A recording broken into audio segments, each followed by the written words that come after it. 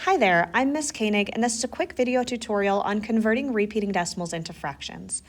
On the right-hand side, you'll notice that I've outlined some steps, so I'm going to talk through 3 examples that will help us to understand these steps and how they turn this decimal into a fraction. Let's start with 0.33 repeating. The first step says to choose a variable.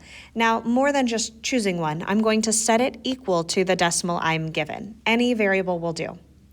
The next step says to multiply, and to expand that, multiply the equation by 10, 100, or 1,000. Any of those will do in this equation, and we'll see examples of hundreds and thousands and other multipliers in the next examples. In this case, I'm just going to multiply by 10. Now remember, in algebra, when you're working with an equation, you're allowed to multiply an equation or subtract something from an equation as long as you do it to both sides to keep the sides equal to each other. Now here, when I multiply by 10, I get 10x. And remember, when I'm multiplying a decimal by 10, essentially that decimal place value moves over one spot. So I end up with 3.33 repeating. The next step says to subtract the equations. Now I have here 2 equations. I have 10x equal to 3.33 repeating, and I have 1x equal to 0.33 repeating. Because I'm identifying that x is equal to 0.33 repeating, I'm allowed to subtract each of those from the different sides of the equation because I'm saying that those are equal values. So it's like I'm subtracting the same thing from both sides. When I do that, 10x minus 1x gives me 9x, and 3.33 repeating minus 0.33 repeating is 3. This gives me an equation that I can solve using algebra skills to get a fraction. Now, because 9 has been multiplied by x, to remove that 9, I need to divide by it. 9 divided by 9 gives me 1, or 1x, which is what we want to isolate that variable. And 3 divided by 9 is my fraction, which can simplify to 1/3. So what I have found here is that the fraction equivalent to 0.33 repeating is 1/3. Let's look at another. Here I have 0.72 repeating.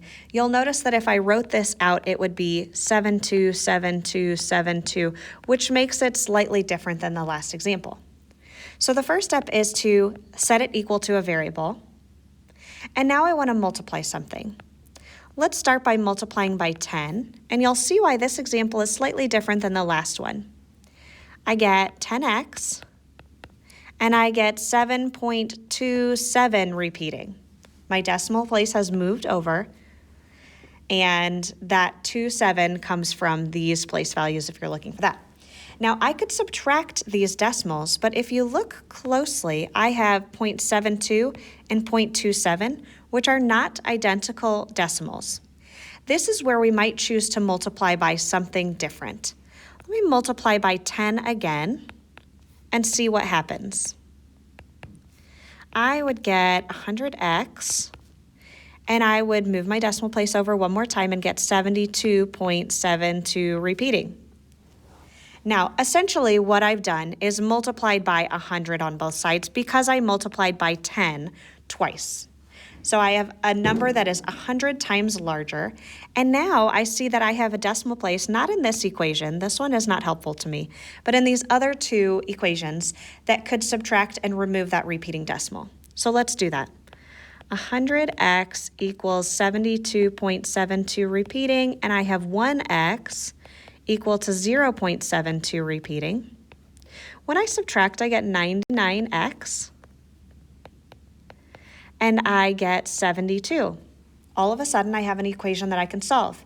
Just like in the last one, x is being multiplied by 99, so to remove that 99, I need to divide it on both sides, which leaves me with 1x equal to 72 over 99, which does in fact simplify. If I want to divide both of those values by 9, I would get 8 over 11.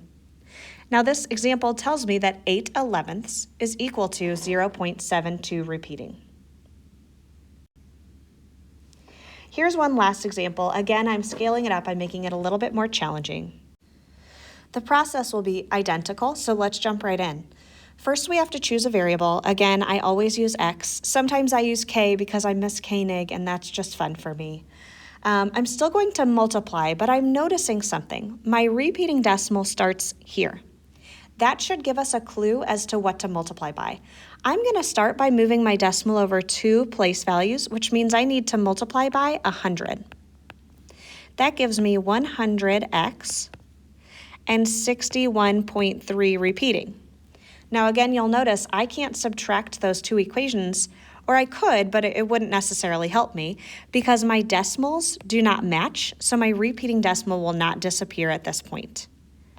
Instead, I'm going to multiply one more time, this time just by 10, because I know that I'll get 1000x, which I can work with, and I know that I will get 613.3 repeating. Now I have two equations with the 0.3 repeating, which means I'm at a good point for the subtraction step. Now I'll write it out. 1000x equals 613.3 repeating, and 100x equals 61.3 repeating. And I can go ahead and start subtracting. Now 1000 minus 100 is obviously 900x.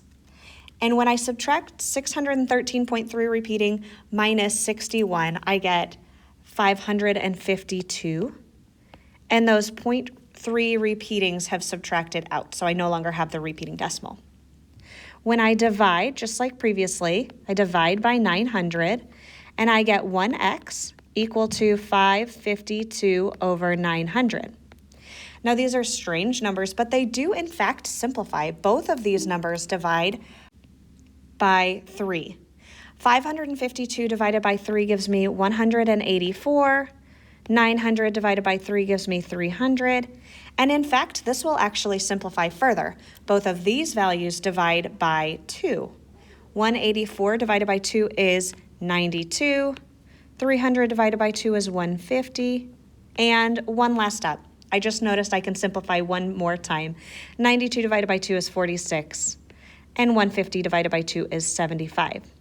So although that's a messy fraction, that is a fraction that is equal to 0.613 repeating.